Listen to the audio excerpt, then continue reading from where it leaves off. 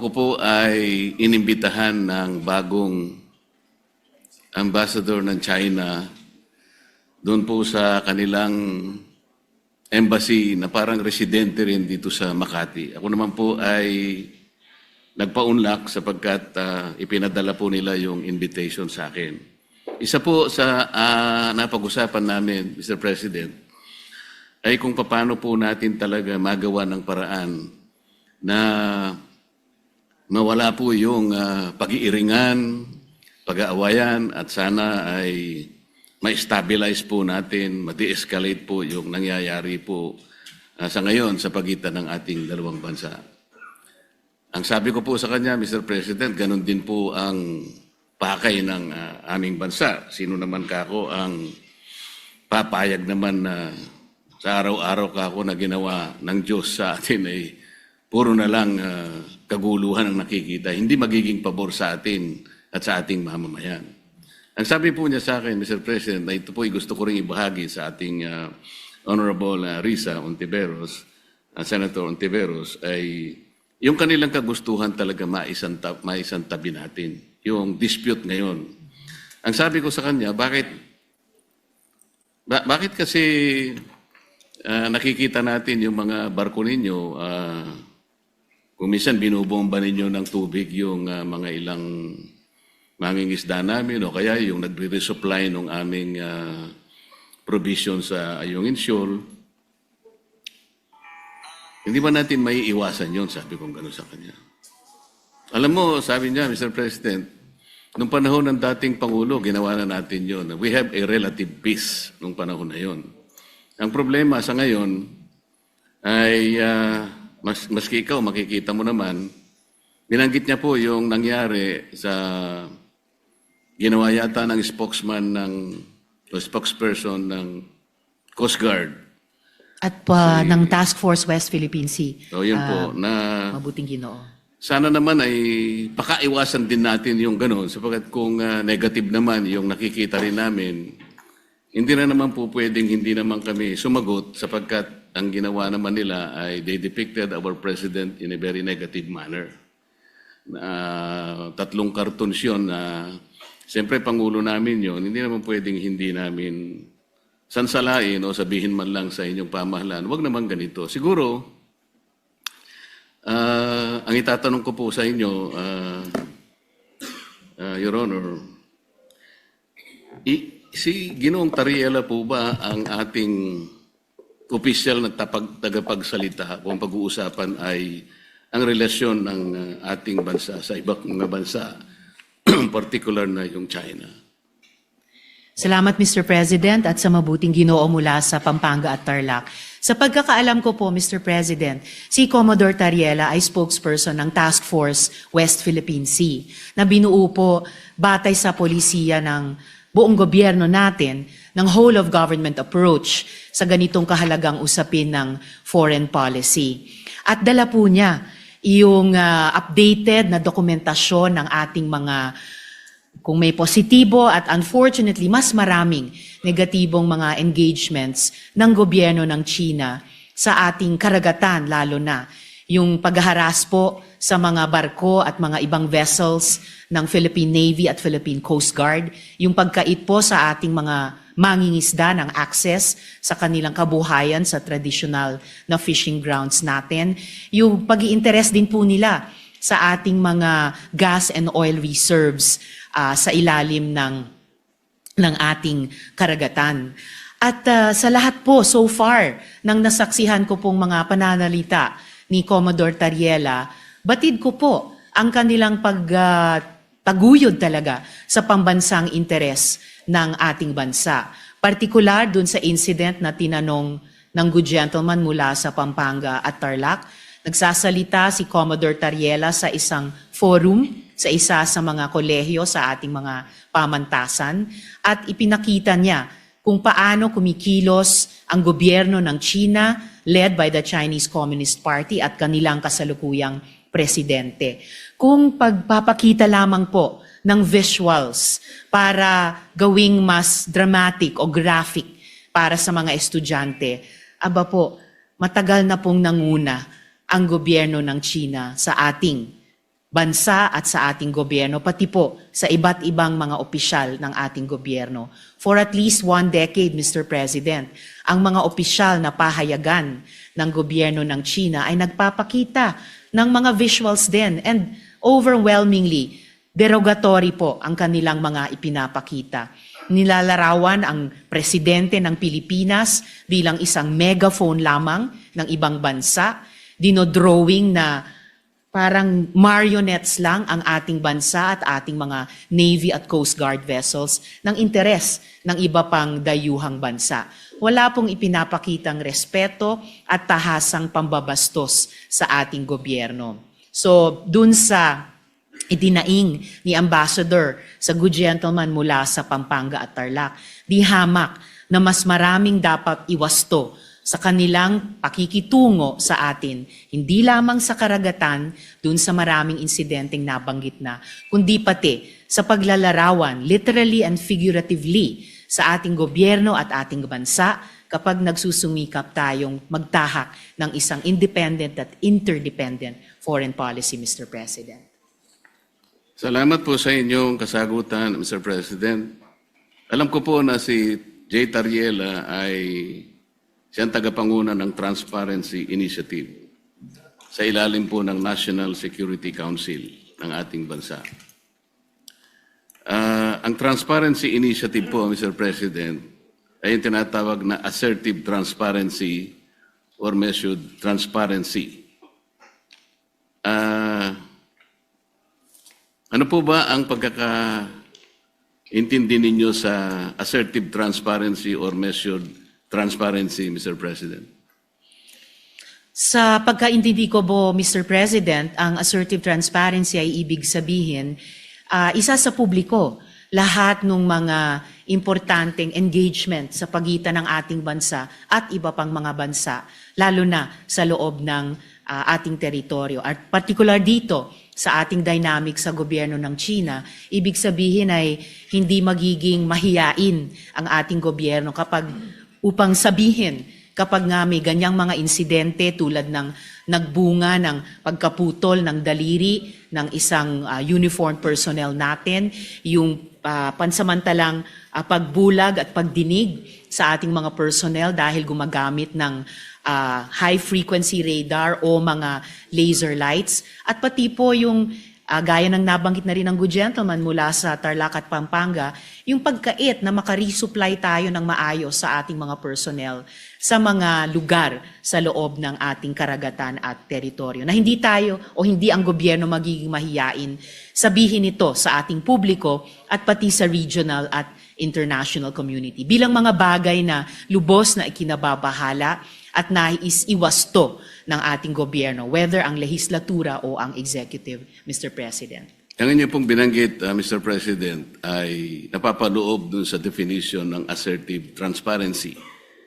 Ngunit kung inyo pong isasaalang-alang, Mr. President, yung assertive transparency, ito po yung merong strategic objective na sa bawat balita na ating isa sa publiko o ipapaalam sa ating mga kababayan, ay kinakailangan meron tayong kaparaanan para sa ganun ay matiyak natin na ang ating paglalahad o pagbibigay ng impormasyon sa publiko ay hindi magiging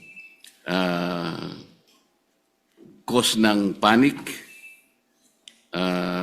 o kaya ay maaring ma-misinterpret ng publiko. Ibig sabihin, meron pong kaakibat na responsibilidad na maiwasan natin ang hindi pagkakaunawaan. Kasi pag nagkaroon po ng misinterpretation, lalo pong lalala ang isang maliit na problema. Yun nga ang nangyayari po sa atin ngayon, Mr. President, papalaki ng papalaki.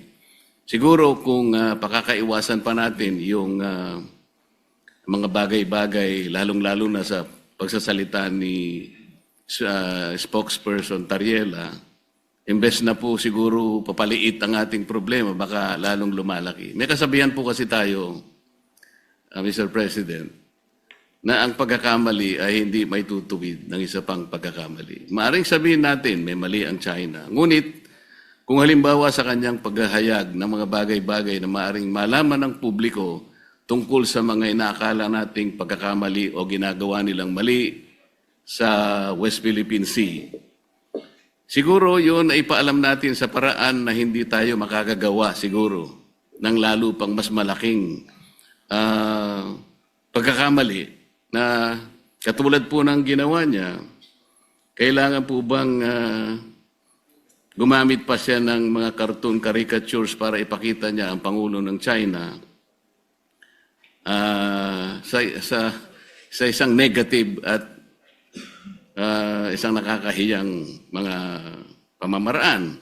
Alam po ninyo, Mr. President, dito sa ating tinatawag na West Philippine Sea na kinukuwenta nga nila yan, ito'y halos equivalent ng ating exclusive economic zone.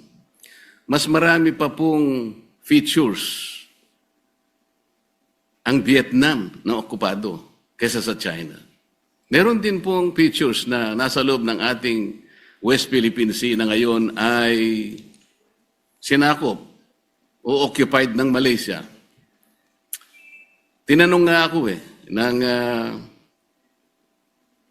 Chinese ambassador, sana man lang o kaya gusto naming mangyari kung paano nyo pinakikitunguhan naman ang Vietnam sapagkat claimant din naman sila, pare-pareho tayong claimant.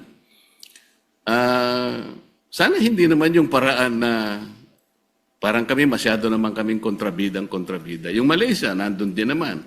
Pagpupunta rin naman yung barko ninyo doon, tinataboy din naman kayo. Totoo naman po yun, Mr. President. So, sa ganito pong mga sitwasyon, kaya ko po naitanong kanina, Mr. President, kung si Ginoong Tariela ang pinaka-spokesperson ng ating bansa, kung pinag-uusapan ay foreign relations. Kasi po, ito po, sa sarili po niyang statement, doon sa kanyang panel discussion organized by Strat-based ADR Institute, ganito po yung sinasabi nila, Mr. President. Not every event in the West Philippine Sea is openly released to the public. The info must first go through the Information Working Group. Ito po ay kinabibilangan ng mga sumusunod, Mr. President. DND, AFP, DFA, DOJ, National Security Council, at saka yung PCG, yung Philippine Coast Guard. Ito po yung National Task Force sa West Philippine Sea.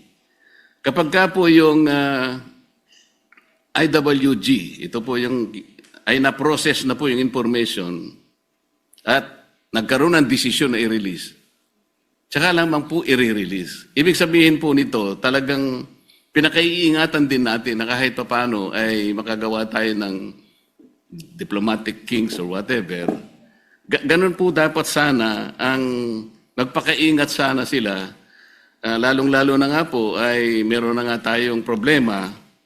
Karaniwan po kasi sa mga bansa na merong ganitong disputes. Kagaya po ng sinasaad po ng ating Book 4, Title 2, Chapter 1 ng ating Executive Order 292, Mr. President. Ito po yung tinatawag nating Administrative Code of the Philippines. Pagka pinag-uusapan po ay foreign relations talaga, ay ang Department of Foreign Affairs ang dapat po sana ang opisyal na magpapaliwanag o magko-convey ng ganong klaseng pagpapaliwanag o anumang gustong i-convey sa ating mga karatig bansa. Ginoong Pangulo,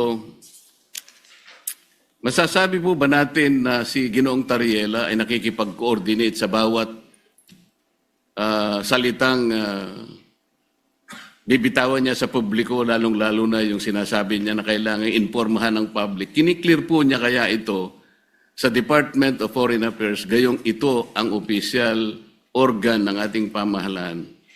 Para sa ganun ay maiwasan po natin ang lalo pang pagkakamali. Sa tingin ko po, Mr. President, dahil meron tayong pong presumption of regularity, lalo na sa pagitan ng lehislatura at saka ng executive. Opo, nananalig ako na nagko-coordinate si Commodore Tariela, nagko-coordinate ang buong National Task Force on the West Philippine Sea sa lahat ng mga departamento na bumubuo at gumagabay sa kanila, lalo na ang Department of Foreign Affairs. At bilang miyembro ng lehislatura, hindi po ako makikialam kung ano ba ang mga dynamics nila or kung maganda ba or hindi maganda ang kanilang working relationship on any one day or the other. Basta para sa akin po, bilang isang mambabatas, meron akong presumption of regularity dun sa pagkilos ng buong National Task Force on the West Philippine Sea, and in this particular case, lalo na kay Commodore Tariela. And i-shift po natin o lakihan po natin yung magnifying glass na meron po tayo ngayon. Ang problema po ay hindi kay Commodore Tariela. Ang problema talaga ay sa kondukta ng Chinese government sa kasalukuyang dynamics. Kung sumasakit ang loob nila dahil ayon sa kanila masyado naman silang kontrabida. I'm sorry, in this particular case, sila talaga ang pinaka-kontrabida. Hindi po nila pwedeng sabihin na mas marami namang ino-occupy ang Vietnam, may mga kasalanan din ng Malaysia. Opo, alam natin may iba't ibang claimant country sa buong South China Sea at yung iba ay kumbaga karibal din natin sa mga claims natin bilang Pilipinas. Pero hindi naman ina-attack ng Vietnamese Navy ang Navy at Coast Guard natin. Hindi naman dinedenay ng Malaysia ang mga mangingisdang Pilipino makapangisda sa sarili po nating karagatan. At I beg to disagree, Mr. President, with all due respect sa Ginoo mula sa Pampanga at Tarlac. Ang pinag-uusapan po natin at ang pinagmumulan nitong mga malalim na pagkabahala natin, hindi po ito maliit na problema. Napakalaking problema po nito. Isa sa malaking problema natin sa ngayon. At ayaw nating magpanik, ayaw nating mag-misinterpret. Pero saan ba nagsisimula ang maaring ikatakot? Saan ba nagsisimula ang hindi lang maaring, kundi nagigit talagang pagmumulan ng hindi pagkakaintindi? Yun po, in largest part, dahil sa kondukta ng Chinese government laban sa atin, lalo na sa karagatan, at ngayon, gaya po ng nabanggit ko kanina, pati na po sa internet, na kumbaga, sila nga ay nagiging problematic sa atin, gusto man natin pareho na lutasin ito, pero bukod sa ginagawa nila sa atin sa ating laot, sa Navy, Coast Guard, mga mangingisda, sa ating buong sambayanan, gusto pa nila patahimikin kapag may mga pinuno ng gobyerno sa executive man o dito po sa legislature na magrereklamo. Ang tawag ko po dyan, Mr. President, sa ugali ng Chinese government, gaslighting. Sila na nga ang gumagawa ng mali, mamasamain pa nila kapag pinuna ng ating panig, ng ating gobyerno, tayo pa ang may kasalanan at sila pa ngayon ang biktima. Classic gaslighting behavior po yun. Napaka negative na psychology yan kung sa individual na tao po or kung sa interpersonal na mga relasyon.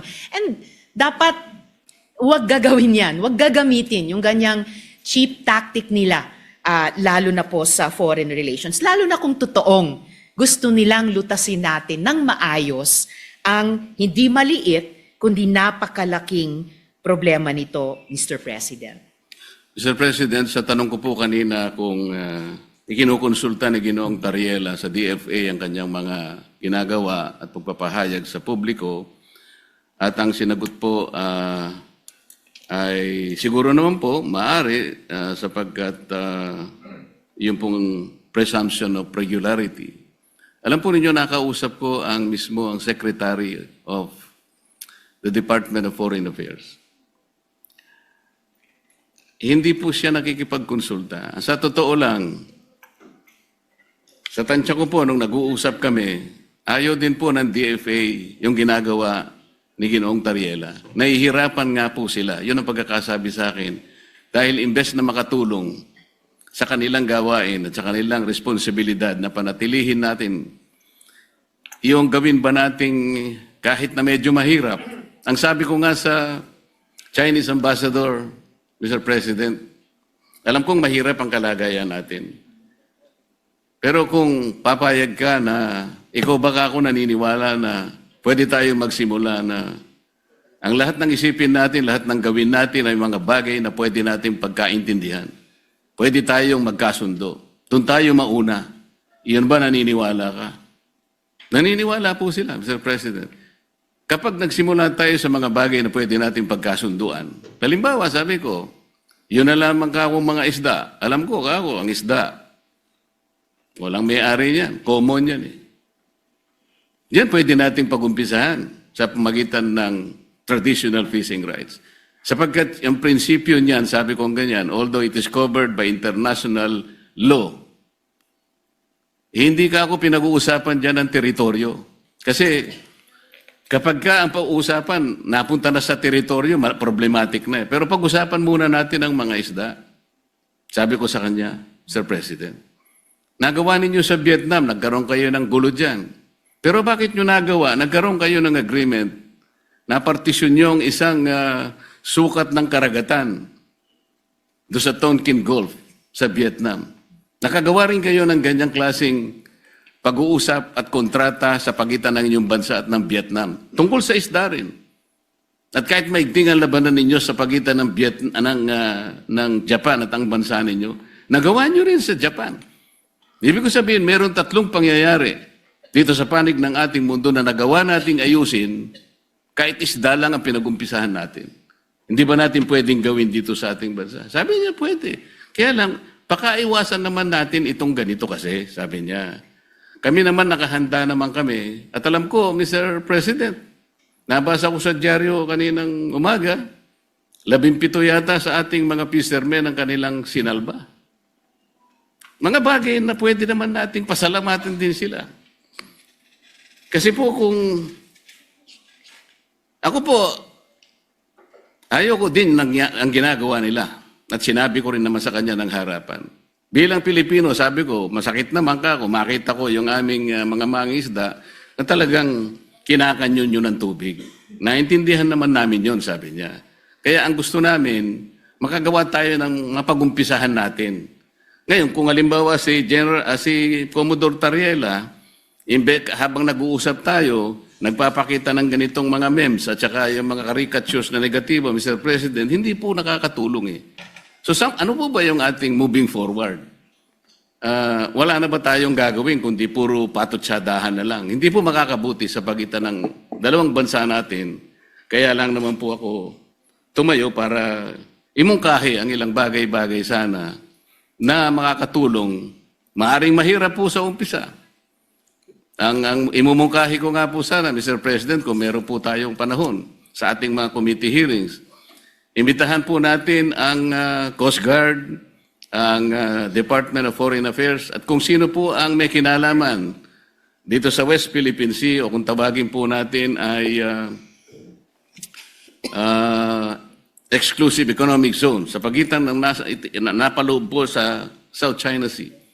Para po yung komplikasyon po dito na napakarami, kasi yung batas po natin at yung ating administrative issuance na nangyari sa mga nakarang araw at yung mga ginawa nating batas kamakailan lang, hindi ko nagkakamali 2024, hindi po consistent talaga eh. Lilitaw po meron tayong mga bansa, meron po tayong mga features na inoccupy natin. Labas po sa ating exclusive economic zone. Ipakikita po natin yun.